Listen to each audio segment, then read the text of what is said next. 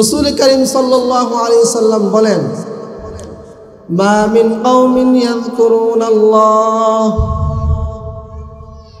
ইল্লা হাফাতহুমুল মালাইকা ওয়া গাশিয়াতহুমুর রাহমাহ ওয়া নাযালাত আলাইহিমুস সাকিনাহ ওয়া যাকারাহুল্লাহু ফী মান ইনদাহ।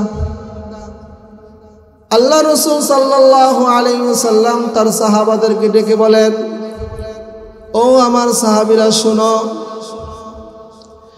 যেসব জায়গায় আল্লাহর দ্বীনের আলোচনা করা হয়, যেসব জায়গায় দ্বীনের মুযাকারা করা হয়, তাদেরকে আল্লাহ তাআলা 4টা পুরস্কার দিবেন। কয়টা পুরস্কার দিবেন? 4টা পুরস্কার দিবেন। 1 নম্বর পুরস্কার আল্লাহর নবী বলেন, ইল্লা হাফাতহুমুল মালাইকা, ফেরেশতারা সেই মজলিসকে রহমতের ছায়া দ্বারা বেষ্টন করে রাখেন। 2 নম্বর পুরস্কার হলো ওয়া গাশিয়াত আলাইহিমুর রাহমাহ, তাদেরকে আল্লাহ তাআলা রহমতের চাদর দ্বারা ঢেকে নেন। 3 নম্বর পুরস্কার হলো ওয়া নাযালাত আলাইহিমুস সাকিনাহ, তাদের উপর আসমান থেকে সাকিনা নামক রহমতের বৃষ্টি বর্ষণ করেন। 4 নম্বর পুরস্কার হলো যারা দ্বীনের মাহফিলে বসে দ্বীনের আলোচনা শুনে, আল্লাহ সুবহানাহু ওয়া তাআলা ফেরেশতাদের কাছে তাদের আলোচনা করেন। তারা যেইভাবে আল্লাহ তাআলা আলোচনা করেন, আল্লাহ সুবহানাহু ওয়া তাআলা আরশে আযমে বসে ফেরেশতাদের সাথে তার বান্দাদের নিয়ে আলোচনা করেন। আল্লাহ তাআলা তার ফেরেশতাদেরকে বলেন, ও আমার ফেরেশতারা, তারা কিসের আলোচনা করে? আল্লাহর ফেরেশতারা বলেন, ইয়া আল্লাহ, তারা আপনার জাহান্নাম, আপনার জান্নাতের আলোচনা করে, আপনার বরত্বের আলোচনা করে। আল্লাহ সুবহানাহু ওয়া তাআলা ফেরেশতাদেরকে বলেন, তারা কি কখনো আমার জান্নাতকে দেখেছে কিনা? ফেরেশতারা বলেন, না না না, তারা কখনোই আপনার জান্নাতকে দেখে নাই। আল্লাহ তাআলা বলেন, যদি তারা জান্নাতকে দেখতো তাহলে তারা কি করত? তখন ফেরেশতারা বলে, আল্লাহ, তারা যদি জান্নাতকে দেখতো, জান্নাত পাওয়ার জন্য তারা বেকুল হয়ে যেত। আল্লাহ তাআলা ফেরেশতাদেরকে বলবেন, তারা কি আমার জাহান্নামকে দেখেছে কিনা? ফেরেশতারা বলেন, না, তারা আপনার জাহান্নামকে দেখে নাই। আল্লাহ তাআলা বলেন, যদি তারা আমার জাহান্নামের আযাব শুনতো তাহলে তারা কি করত? তখন তারা বলে, আল্লাহ, যদি তারা আপনার জাহান্নামের আযাব দেখতো তারা কোনোদিন সহ্য করতে পারতো না। দ্বীনের মজলিসে বসার গুরুত্ব অনেক, কিন্তু সংখ্যা কম। যাদেরকে আল্লাহ তাআলা তৌফিক দিবেন তারাই আসবেন, তারাই আসবেন। দ্বীনের কাজের তৌফিক হওয়া আল্লাহর পক্ষ থেকে অনেক বড় এক নিয়ামত। দ্বীনের প্রত্যেকটা কাজ, মুসলমান হওয়া, দ্বীনদারির উপর চলতে পারা, এগুলো আল্লাহর পক্ষ থেকে একটা নিয়ামত, অনুগ্রহ। এই অনুগ্রহ আল্লাহ তাআলা সবার প্রতি করেন নাই। মানাবুদাম ওয়া তাকাসায়ে মাবুদ লুততুনা গুতাইমা মিশানুদ, আমরা আল্লাহর কাছে মুসলমান হওয়ার জন্য কোনো আবদার করি নাই, আল্লাহর কাছে মুমিন হওয়ার জন্য কোনো আবদার করি নাই, কিন্তু আল্লাহ তাআলা নিজ দয়া মায়া দ্বারা আমাদেরকে মুসলমান ঘরে পাঠাইছেন। কাদের ঘরে পাঠাইছেন? মুসলমানের ঘরে পাঠাইছেন।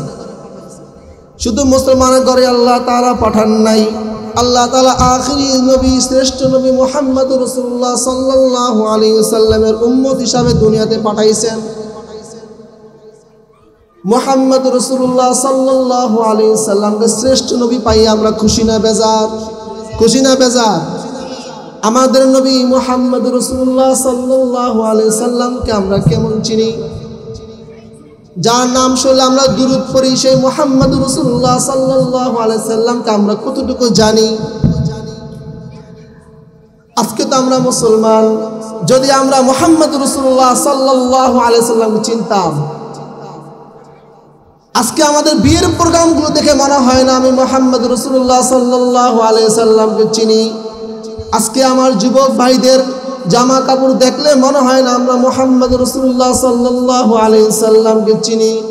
আজকে আমাদের মুসলমানি অনুষ্ঠান, সুন্নতে খতনার অনুষ্ঠানগুলো দেখলে মনে হয় না আমরা মুহাম্মদুর রাসূলুল্লাহ সাল্লাল্লাহু আলাইহি ওয়াসাল্লামকে চিনি। মুহাম্মদ সাল্লাল্লাহু আলাইহি ওয়াসাল্লামের উম্মত হিসেবে দাবি করি, কিন্তু মুহাম্মদ সাল্লাল্লাহু আলাইহি ওয়াসাল্লাম আদর্শ আমাদের ভিতরে কতটুকু আছে? কতটুকু আছে? আল্লাহ তাআলা এই দুনিয়ার মধ্যে যত নিয়ামত দান করছেন, আল্লাহ তাআলা কোরআনে কারিমে বলেন, ওয়া ইন তাউদ্দু নি'মাতাল্লাহি লা তুহসুহা, আমি এই পরিমাণ নিয়ামত তোমাদেরকে দান করেছি যেগুলো গণনা করে তোমরা শেষ করতে পারবা না। অসংখ্য অগণিত নিয়ামত আল্লাহ তাআলা আমাদেরকে দান করছেন,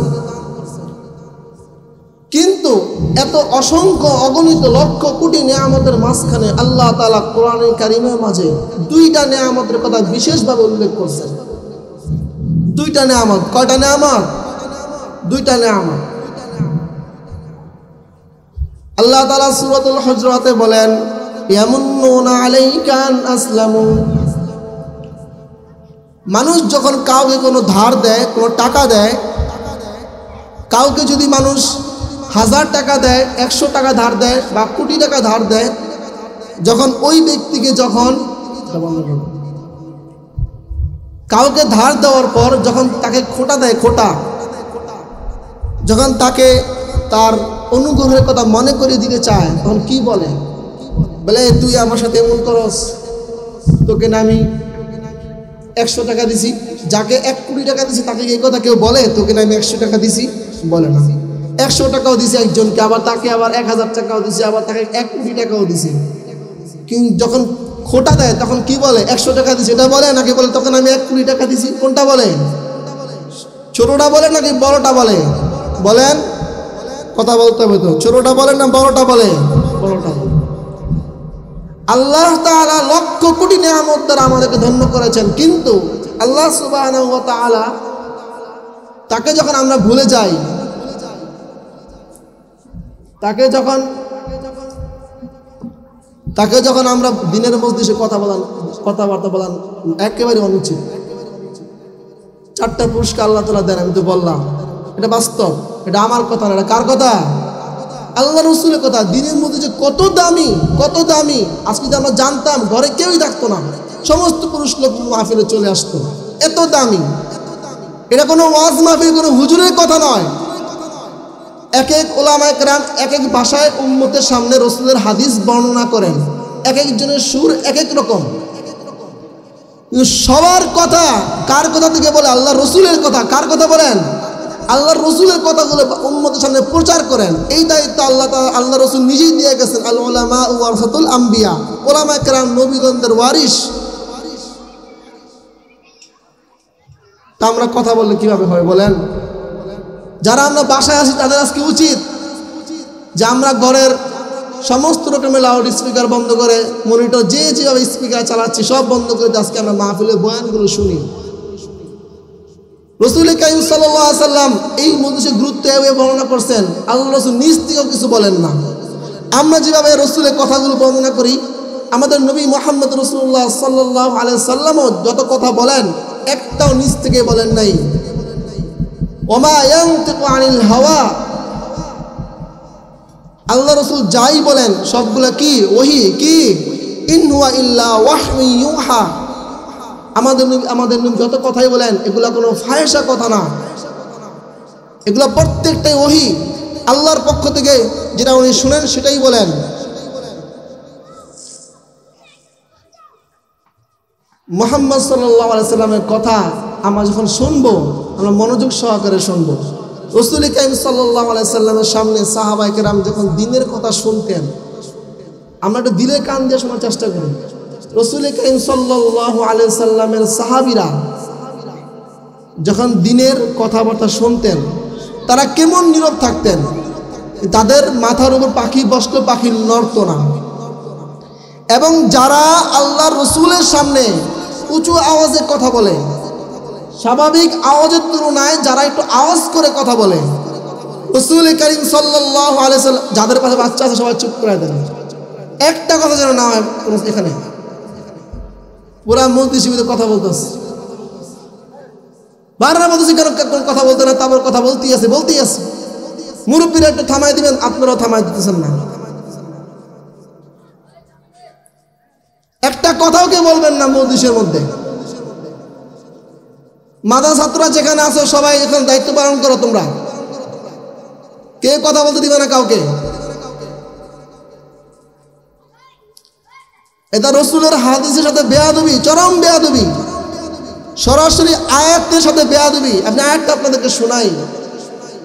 সূরাতুল হুজুরাত এমন একটা সূরা, যেই সূরার মধ্যে নবীকে আদব কিভাবে করতে হবে এটা আল্লাহ শিক্ষা দিয়েছেন, যেই সূরার মধ্যে আল্লাহ সমাজ ব্যবস্থা শিক্ষা দিয়েছেন, যেই সূরার মধ্যে আল্লাহ রাষ্ট্র ব্যবস্থা শিক্ষা দিয়েছেন, যেই সূরার মধ্যে আল্লাহ ঈমান কি, ইসলাম কি, মুসলমান কাকে বলে সেই শিক্ষা দিয়েছেন, সেই সূরার শুরুতে আল্লাহ তাআলা বলেন, ইয়া আইয়ুহাল্লাযীনা আমানু লা তারফাউ আসওয়াতাকুম ফাওকা সাওতিন নবী। যখন নবী তোমাদের সামনে কথা বলেন, নবী তো নিজে কথা বলেন না, আল্লাহর পক্ষে কথাগুলোই বলেন। নবী যখন তোমাদের সামনে কথা বলেন তোমরা একেবারে চুপ থাকো, একেবারে চুপ। তোমাদের আওয়াজ যেন লা তারফাউ আসওয়াতাকুম, তোমাদের আওয়াজ যেন ফাওকা সাওতিন নবী, নবীর আওয়াজের থেকে উঁচু না হয়ে যায়। এবার বলেন আমরা যারা কথা বলি, তবে চিন্তা করে দেখি, বাচ্চারা তো বোঝে না, আমরা যারা কথা বলি এই আয়াতের সাথে সাংঘর্ষিক, আমরা হয়তো অনেকে জানি না, এই জন্য বলি। এই জন্য দিনের মধ্যে কখনই কথা বলবেন না। একটা মজলিস আল্লাহর কাছে এত দামি হওয়ার অনেকগুলো কারণ আছে। এমনি এমনি 4টা পুরস্কার দিবেন না, অনেক দামি মজলিস। দামি মজলিসকে দামিভাবে গ্রহণ করা উচিত। নীরবভাবে কথা বলো। এই এখানে কে আছে? বাচ্চাগুলো এখানে না দৌড় দেখেন, বলে দেখেন, বাচ্চাগুলো খুব ডিস্টার্ব করছে। একটা কথা বললে ওলামায়ে কেরাম যেন কথা বলেন, এটা তো মহিলা মাদ্রাসার বয়ান না। তখন কথা বলার সময় মনোযোগ ঠিক রাখতে হয়, কিন্তু এলোমেলো হয়ে গেলে যেটা বলার উপকারী ছিল এটা মুখটা বের হয় না। শবে কদরের দিন আমরা সবাই জানি, শবে কদরের দিনের তারিখ কোন তারিখে হওয়ার কথা ছিল আল্লাহ রাসূল জানতেন, কিন্তু কিছু এলোমেলো হওয়ার কারণে উম্মতের মাঝে রাসূলুল্লাহ সাল্লাল্লাহু আলাইহি ওয়াসাল্লাম বললেন তোমাদের কারণে আমি বললাম না বিষয়টা। এজন্য যারা স্বেচ্ছাসেবক ছাত্র ভাইরা আছি আমরা খুব খেয়াল করি কেউ যেন কথা না বলে। পিছনে যা এদেরকে সব সরাই দাও,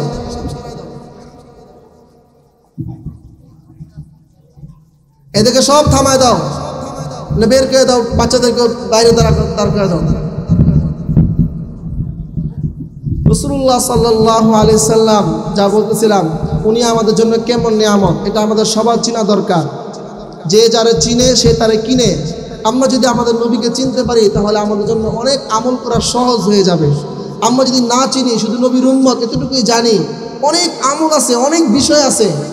আপনি কোনো আমল করলেন না, কিন্তু অল্প আমল করলেন, কিন্তু ওই আমলটা আমার নবীকে ভালোবাসা করছেন, এটা আল্লাহর কাছে কি হয়ে যাবে? নাজাতের উসিলা হয়ে যাবে।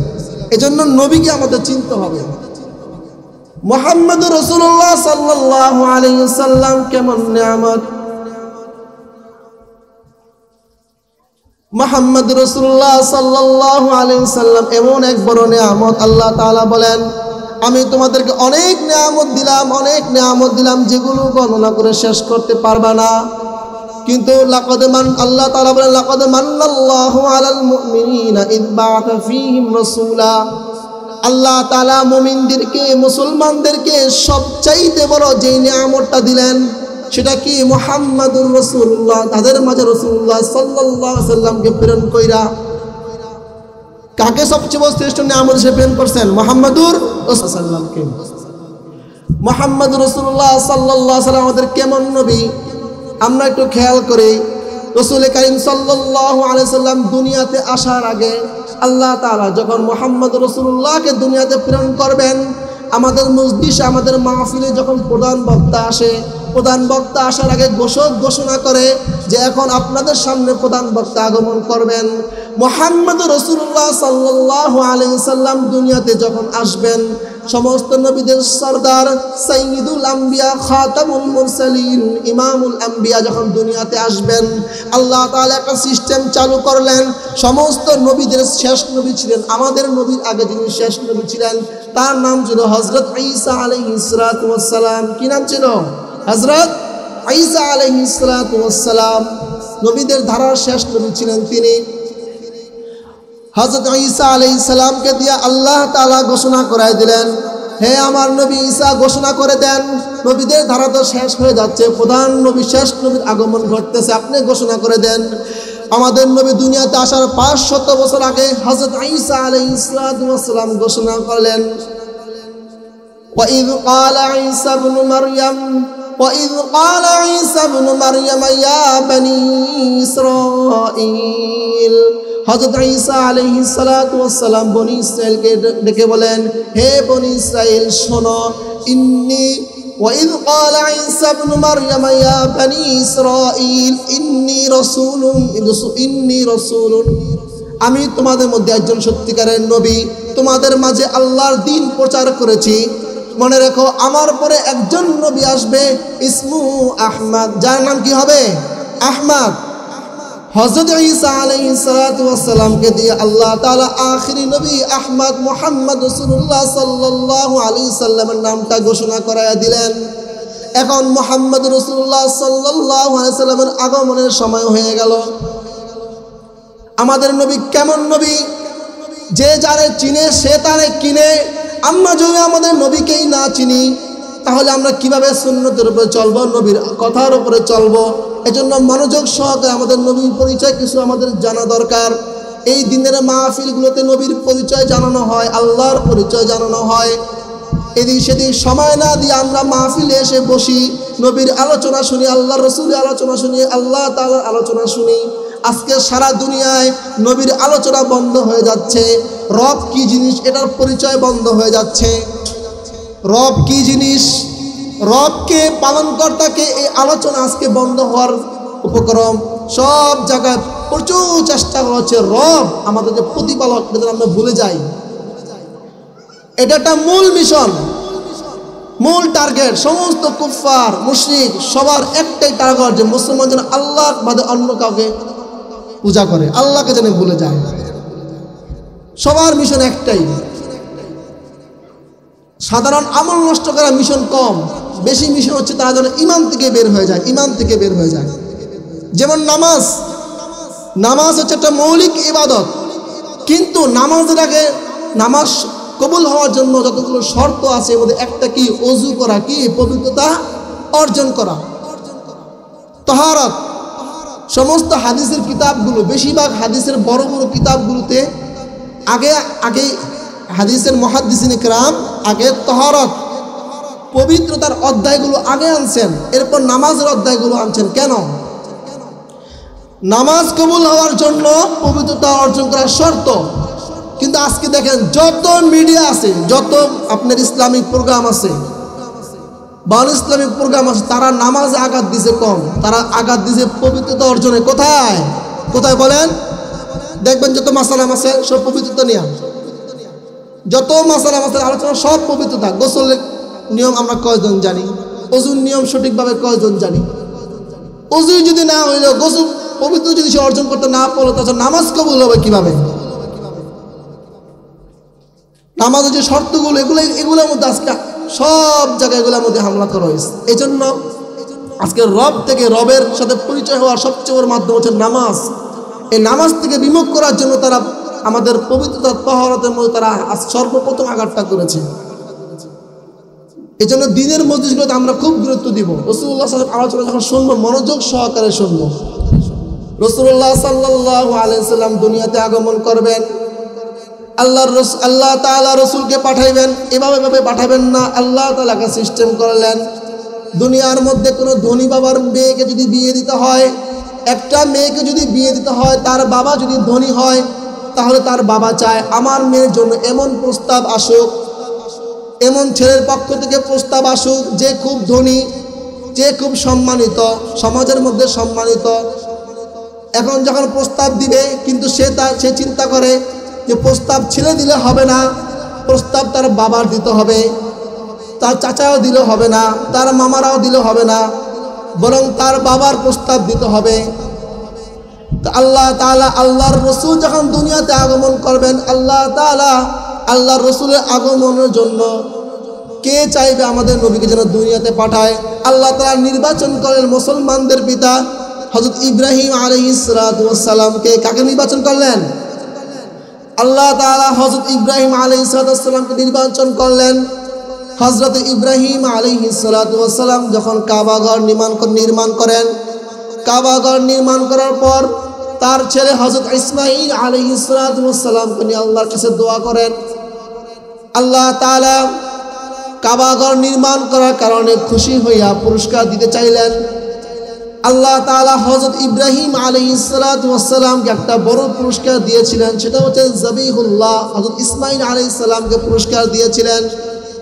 কাবা ঘর নির্মাণ করার পর আল্লাহ তাআলা দ্বিতীয় পুরস্কার দিতে চাইলেন। আল্লাহ তাআলা হযরত ইব্রাহিম আলাইহিস সালাতু ওয়াস সালামের মনের মধ্যে ঢাললেন, হে আমার বন্ধু ইব্রাহিম, তুমি আমার কাছে শ্রেষ্ঠ কিছু চাও। হযরত ইব্রাহিম আলাইহিস সালাম চিন্তা করলেন, আল্লাহর কাছে চাইয়া যাবিহুল্লাহ ইসমাঈলকে পাইছি, এখন আল্লাহর কাছে ছোটখাটো কোনো বিষয় চাওয়া যাবে না। সে আল্লাহর কাছে চাইয়া বসছেন মুহাম্মাদুর রাসূলুল্লাহ সাল্লাল্লাহু আলাইহি ওয়াসাল্লাম কাউসারওয়ালাকে চাইয়া বসছেন।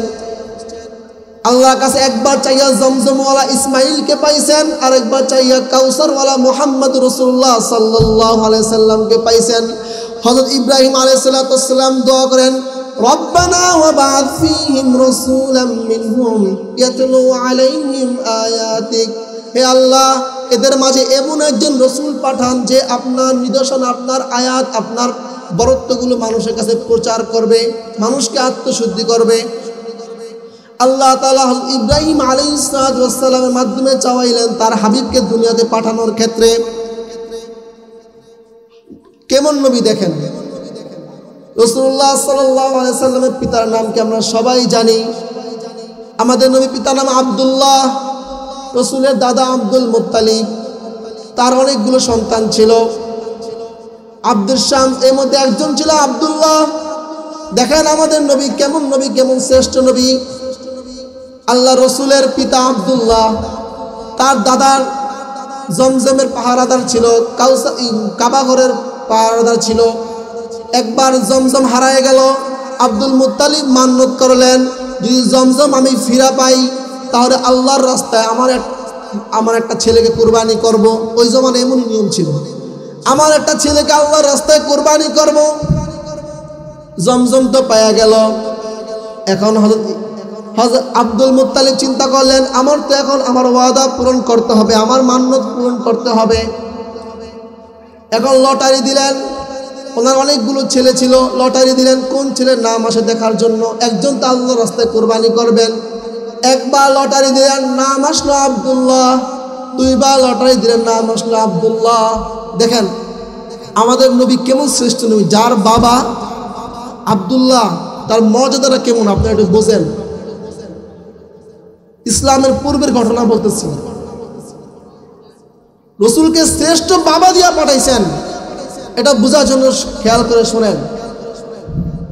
রসুলের বাবার নাম দোনোবারই আসলো জবাই হওয়ার জন্য আল্লাহর রাস্তায়। 3 নাম্বার চিন্তা করলো আব্দুল মুত্তালিব, চিন্তা করলো এবং সমস্ত নেতারা পরামর্শ দিল যে একটা কাজ করেন, প্রত্যেকবার লটারির সময় এক পাশে আব্দুল্লাহর নাম ছিল, এক পাশে উটের নাম ছিল।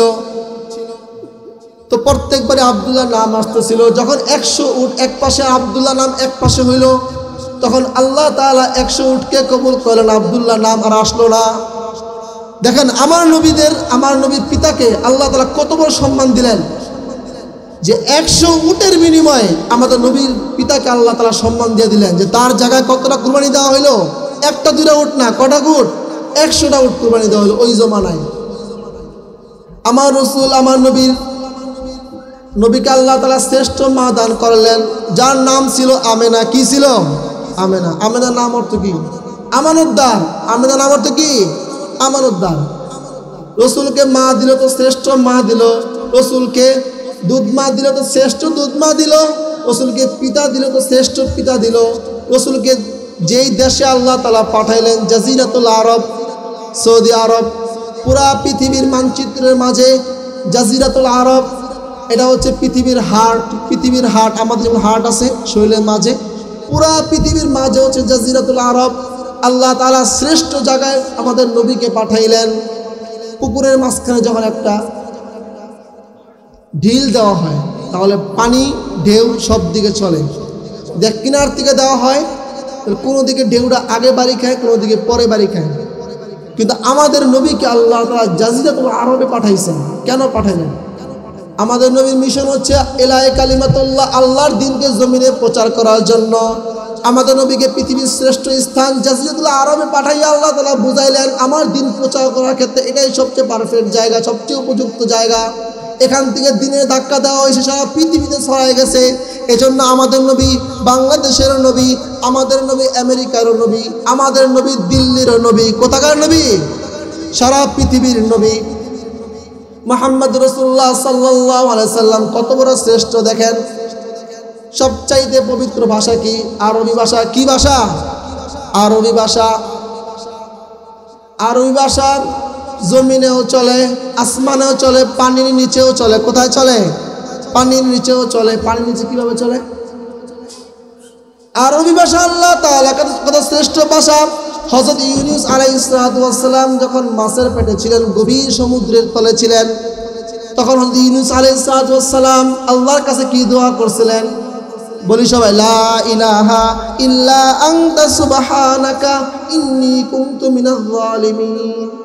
আরবি ভাষা আল্লাহর কাছে দোয়া করছেন। শ্রেষ্ঠ ভাষা দিয়ে আমাদের নবীকে পাঠাইলেন। আরবি ভাষার যে হরফগুলো 29টা হরফ। কয়টা হরফ? 29টা হরফ। দেখেন আমাদের নবীকে আল্লাহ তাআলা কত ভালোবাসেন, কত শ্রেষ্ঠ নবী হিসেবে পাঠাইছেন, যে শ্রেষ্ঠ ভাষার প্রত্যেকটা হরফ দিয়ে আমাদের নবীর গুণবাচক নামগুলো পর্যন্ত আল্লাহ সাজাইছেন।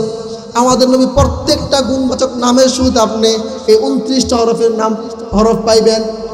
আপনি যদি আলিফকে টান দেন আমার নবী আহমদ, আমার নবী আল্লাহ তাআলা সবচাইতে বেশি প্রশংসাকারী। আপনি যদি বাকে টান দেন আমার নবী বাশির, সুসংবাদদাতা, জান্নাতের সুসংবাদদাতা। আপনি যদি তাকে টান দেন আমার নবী তাকি, মুত্তাকি, আল্লাহকে সবচেয়ে বেশি ভয় করেনেওয়ালা। আমার নবী থেকে বেশি কেউ আল্লাহকে ভয় করেনেওয়ালা নেই। আপনি যদি সাকে টান দেন আমার নবী আস-সাকিব। আস-সাকিব হচ্ছে এমন এক ধূম্রতারা যার আলো অনেক বেশি, যার উজ্জ্বলতা অনেক বেশি। আপনি যদি জিমকে টান দেন আমার নবী জামিল, সবচাইতে বেশি সৌন্দর্যের অধিকারী। হযরত আয়েশা রাদিয়াল্লাহু তাআলা আনহা বলেন, মিশরের নারীরা হযরত ইউসুফ আলাইহিস সালাতু ওয়াস সালামের সৌন্দর্য দেখে তাদের হাত কেটেছিল। কোরআনে কারিমে আছে, ওয়াকাত্তানা আইদিয়াহুন্না ওয়া কুল্লা হাশা লিল্লাহি মা হাযা বাশারা ইন হাযা ইল্লা মালাকুন কারীম। মিশরের নারীরা ইউসুফ আলাইহিস সালামকে দেখে তাদের হাত কেটে ফেলেছিল এবং বলেছিল, এই ইউসুফ সে তো কোনো মানুষ নয়, সে হচ্ছে সম্মানিত একজন ফেরেশতা। হযরত আয়েশা রাদিয়াল্লাহু তাআলা আনহা বলেন, মিশরের নারীরা চাকু দিয়ে তাদের হাত কেটেছিল ইউসুফ আলাইহিস সালামের সৌন্দর্য দেখে। তারা যদি আমার নবী মুহাম্মদুর রাসূলুল্লাহ সাল্লাল্লাহু আলাইহি সাল্লামের সৌন্দর্য দেখত তাহলে তাদের কলিজা কেটে ফেলতো। আপনি যদি হাকে টান দেন আমার নবী হামিদ, সবচেয়ে বেশি প্রশংসা করেনেওয়ালা। কিয়ামতের ময়দানে মাকামে মাহমুদে আমার নবী আল্লাহ তাআলার এই ভাষায় প্রশংসা করবেন যেই ভাষায় কখনোই কেউ আল্লাহর প্রশংসা করে নাই। আপনি যদি খাকে টান দেন আমার নবী খাতামুল আম্বিয়া লা নাবিয়্যা বাদি। আমার আল্লাহ রাসূল বলেন, আনা খাতামুন নাবিয়্যিন লা নাবিয়্যা বাদি, আমি শেষ নবী, আমার পর আর কোনো নবী আসবে না। আপনি যদি দালকে টান দেন আমার নবী দাইয়ান ইলাল্লাহি বিইذনিহি ওয়া সিরাজাম মুনিরা, আল্লাহর দ্বীনকে দুনিয়ার মধ্যে প্রচারকারী, সবচেয়ে শ্রেষ্ঠ প্রচারকারী। আপনি যদি দালকে টান দেন আমার নবী জাকি, মেধাবী, সবচেয়ে বেশি মেধাবী ছিলেন আমার নবী। আপনি যদি রকে টান দেন আমার নবী রাহমাতুল লিল আলামিন, সমস্ত জগতের জন্য রহমত। আপনি যদি জাকে টান দেন জা, আমার নবী জাইরুল জান্নাহ, দুনিয়ায় বসে বসে জান্নাত ভ্রমণকারী। আপনি যদি সিনকে টান দেন আমার নবী সাইয়্যিদুল বাশার, সমস্ত মানুষের নেতা, সাইয়্যিদুল আম্বিয়া, সমস্ত নবীদের নেতা। আপনি যদি শিনকে টান দেন আমার নবী শাফিউল মুজনাবিন, কিয়ামতের ময়দানে গুনাহগার বান্দার জন্য আল্লাহর কাছে সুপারিশ করবেন। আপনি যদি সাদকে টান দেন আমার নবী সফিউল্লাহ, আপনি যদি দাদকে টান দেন আমার নবী দামিন, জামানতদার, কিয়ামতের ময়দানে গুনাহগার বান্দার জামিন হবেন। আপনি যদি তাকে টান দেন আমার নবী তাহির তয়্যিব, সবচেয়ে বেশি পবিত্র। আপনি যদি জাকে টান দেন আমার নবী জাহির লাইসাল বাতিল, আমার নবী বাহ্যিক খবর জানেন, অন্তরের খবর জানেন না। আজকে বেদাতিরা বলে রসুল গায়েবের খবর জানেন, হাজিরের খবর জানেন। না না, হাজিরের খবর আল্লাহ রসুল জানেন, গায়েবের খবর আল্লাহ তাআলা জানেন। আল্লাহ তাআলা বলেন ইন্নাল্লাহা ইয়া'লামু গায়বাস সামাওয়াতি ওয়াল আরদ, আল্লাহ তাআলা আসমান জমিনের সকল অদৃশ্য খবর আল্লাহ তাআলা জানেন। আপনি যদি আইনকে টান দেন, আমার নবী আজিজ সবচাইতে বেশি প্রিয় আল্লাহ তাআলার। আপনি যদি গয়নকে টান দেন, আমার নবী গয়ুর, গয়ুর অর্থ হচ্ছে আত্মমর্যাদার অধিকারী, সবচাইতে বেশি আত্মমর্যাদার অধিকারী। আপনি যদি ফাকে টান দেন, আমার নবী ফারিক বাইনাল হক ওয়াল বাতিল, হক এবং বাতিলের মাঝে পার্থক্য করনেওয়ালা। আপনি যদি কাফকে টান দেন, আমার নবী কারিউল কুরআন, সবচেয়ে সুন্দর কোরআন তেলাওয়াত করনেওয়ালা। আপনি যদি কাফকে টান দেন, আমার নবী কাফিলুল উম্মাহ, উম্মতের কাফিল, উম্মতের উকিল।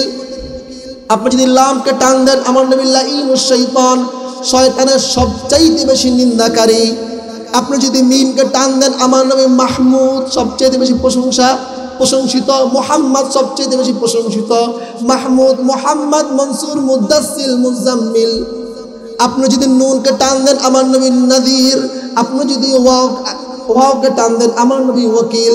আপনি যদি হামজাকে টান দেন, আমার নবী আমিন, আল আমিন। মক্কার কাফেররা আল্লাহ রসুলের প্রতি খুশি হয়ে আল্লাহ রসুলের সত্যবাদিতা যাচাই করে তারা বলেছিল আল আমিন। তারা আমাদের নবীর উপাধি দিয়েছিল আল আমিন, সবচেয়ে বেশি সত্যবাদী, সবচেয়ে বেশি বিশ্বস্ত। আপনি যদি ইয়াকে টান দেন, আল্লাহ তাআলা নিজেই বলেন ইয়াসিন। আমাদের নবীর শান আল্লাহ তাআলার কাছে এত বড়, শ্রেষ্ঠ ভাষা আরবির 29টা হরফের প্রত্যেকটা হরফ দিয়ে আল্লাহ আমাদের নবীকে সাজাইছেন। আমার নবী একটা নাম আহমদ, আহমদ নামের একটা হচ্ছে আলিফ, আরেকটা হচ্ছে হা, আরেকটা হচ্ছে মিম, আরেকটা হচ্ছে দাল। আহমদ। দেখেন আল্লাহ তাআলা আমাদের নবী কত শ্রেষ্ঠ হিসাবে পাঠাইছেন।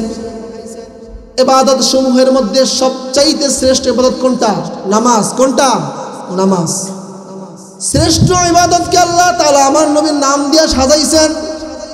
আপনি যদি কিয়াম অবস্থায় থাকেন, দাঁড়ানো অবস্থায় থাকেন, দেখবেন আহমদের আলিফ দেখা যায়। আপনি যদি রুকু অবস্থায় থাকেন, দেখবেন আহমদের হা দেখা যায়। আপনি যদি সিজদা অবস্থায় থাকেন, দেখবেন আহমদের মিম দেখা যায়। আপনি যদি বসা অবস্থায় থাকেন, দেখবেন আহমদের দাল দেখা যায়।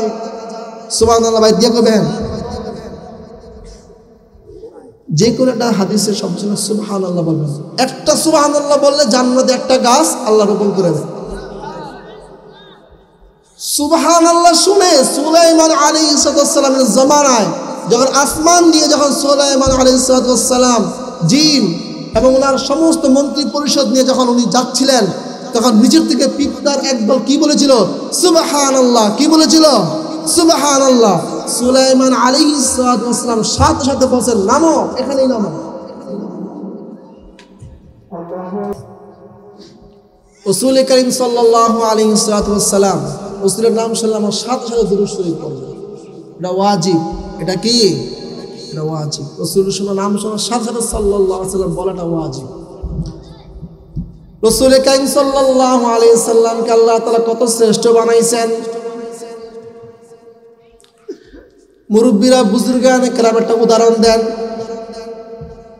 রাসূল করিম সাল্লাল্লাহু আলাইহি ওয়াসাল্লামের শ্রেষ্ঠত্ব বোঝানোর জন্য একটা উদাহরণ দিয়ে থাকেন। এই যে আকাশটা, এত বড় একটা বিশাল আকাশ, একটা শিশু বাচ্চা যদি আকাশের দিকে তাকায়, সে কি আকাশকে দেখবে কিনা? দেখবে?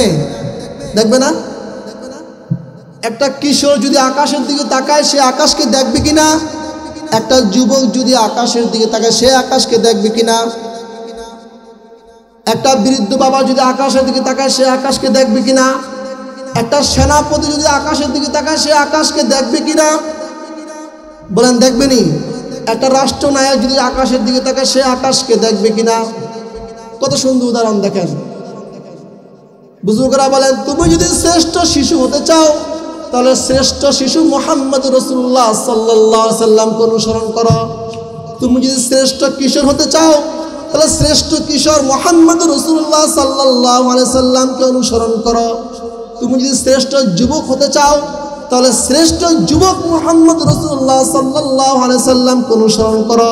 তুমি যদি শ্রেষ্ঠ বাবা হতে চাও তাহলে শ্রেষ্ঠ বাবা মুহাম্মদ রাসূলুল্লাহ সাল্লাল্লাহু আলাইহি সাল্লামকে অনুসরণ করো।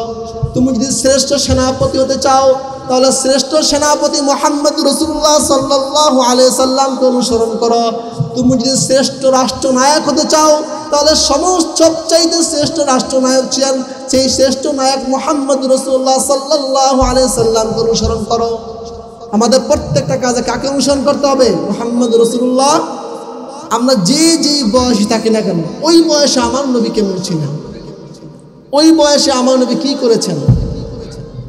রাসূলুল্লাহ সাল্লাল্লাহু আলাইহি ওয়াসাল্লাম যুবক বয়সে হিলফুল ফুজুল কায়েম করেছেন সমাজের অন্যায় অত্যাচার বন্ধ করার জন্য।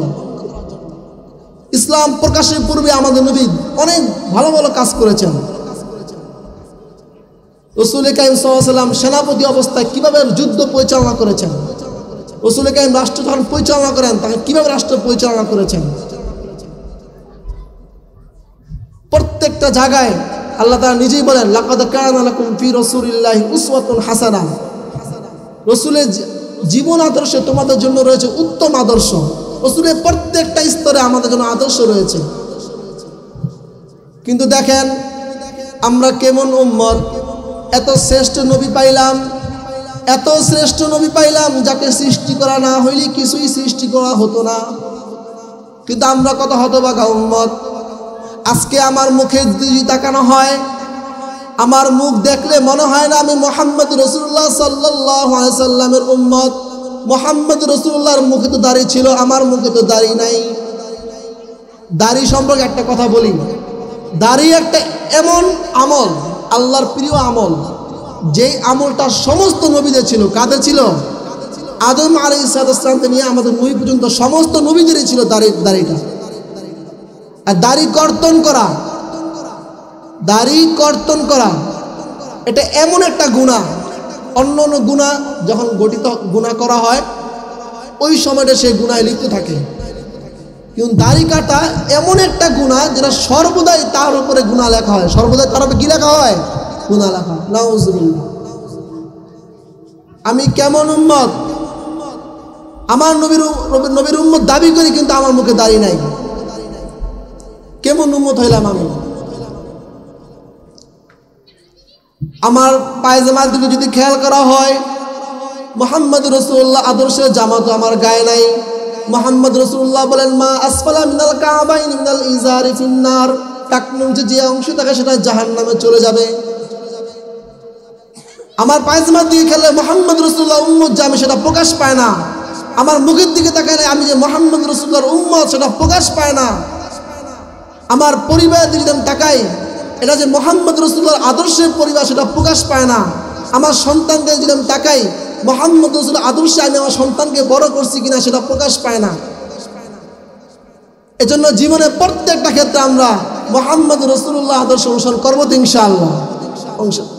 কিয়ামতের ময়দানে আল্লাহ রাসূল সাল্লাল্লাহু আলাইহি সাল্লামের সামনে আমাদের জবাবদিহিতা করতে হবে। রাসূল কারীম সাল্লাল্লাহু আলাইহি সাল্লাম সাহাবায়ে কেরামদের সামনে অনেক আফসোস করেছিলেন যে আমার ওই ভাইদের জন্য যারা আমার পরে আসবেন তাদেরকে যদি আমি দেখতে পারতাম, আমার ওই উম্মতদের জন্য তাদেরকে আমি দেখতে পারতাম। সাহাবায়ে কেরাম বললেন ইয়া রাসূলুল্লাহ, আমরা কি আপনার ভাই নই? তো তোমরা তো আমার সাহাবী, আমাকে দেখতেছ, দেখে দেখে আমল করতেছ, কিন্তু আমার তাদের দেখতে মন চায় যারা আমাকে না দেখে দেখে আমার আমল করবে। কিয়ামতের ময়দানে সাহাবায়ে কেরাম বলেন ইয়া রাসূলুল্লাহ, আপনি তাদেরকে কিভাবে চিনবেন কিয়ামতের ময়দানে? রাসূল কারীম সাল্লাল্লাহু আলাইহি সাল্লাম বলেন কিয়ামতের ময়দানে লক্ষ কোটি কালো ঘোড়ার মাঝখানে যেভাবে সাদা ঘোড়াকে চিহ্নিত করা যায়, ঠিক তেমনি ভাবে হাজার গুনাহগার উম্মতদের মাঝে যারা আমার সুন্নত আদায় করেছে, যারা ওযু করেছে, তাদের ওযুর অঙ্গ প্রত্যঙ্গগুলো জল জল করে আমি বুঝতে পারবো তারা আমার উম্মত। সুবহানাল্লাহ। এই জন্য জীবনের প্রত্যেকটা ক্ষেত্রে আমাদের উচিত রাসূল কারীম সাল্লাল্লাহু আলাইহি সাল্লামের জীবন আদর্শ খেয়াল করা এবং এইসব মাহফিলে উপস্থিত হওয়া। চেষ্টা করব ইনশাআল্লাহ। আল্লাহ তাআলা আমাদেরকে যা শুনলাম, যা বললাম সর্বপ্রথম আমাকে এবং আমাদের সবাইকে আমল করার তৌফিক দান করুন। আখির দাওয়ানা আলহামদুলিল্লাহি রাব্বিল আলামিন।